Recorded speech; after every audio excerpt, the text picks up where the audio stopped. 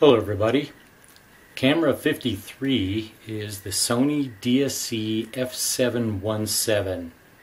It's very similar to the F707 that I reviewed in week 3 of the 52 cameras project. There are a few differences, mostly evolutionary. Slightly different color. This is silver, the other one was more of kind of a gunmetal gray. ISO goes up to 800 instead of 400. The max shutter speed on this is 1/2000th of a second versus 1/1000th on the F707.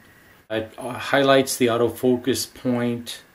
One thing that's great for what I've been using this for is it has a live histogram. There's a full auto and some other exposure modes. It has USB 2.0, which is nice. Twilight portrait.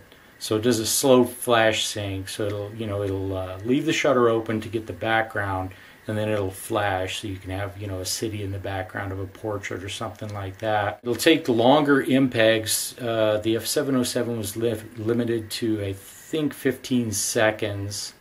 The lens ring on this one is programmable. You can tell it to be the zoom instead of just the manual focus. Another significant difference, this one has a hot shoe. There was an accessory shoe on the F707, but it was a cold shoe. And now to why I got this one, so similar to the other one. I played with the night shot mode, has the infrared emitters. It's kind of cool, but kind of gimmicky. I don't really need to see in the dark. But after reading a bunch on the net, what I've done is I covered up the infrared emitters on the lens. I have a step-up ring so I can use these on other cameras. That's the step-up ring there. I got a 72R infrared pass filter. Anything with wavelengths longer than 720 nanometers it'll pass.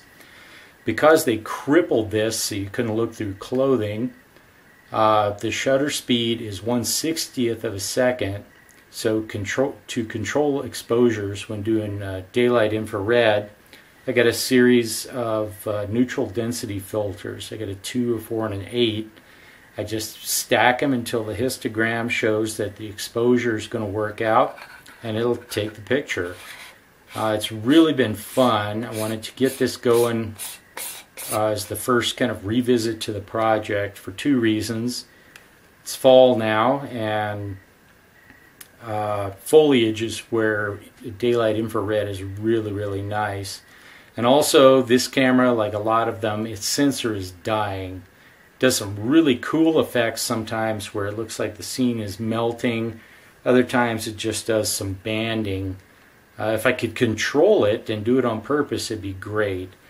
But to have a nice macro shot of a flower or something and have it look like the scene's melting is a little bit weird. But anyway, I've been having a blast with this.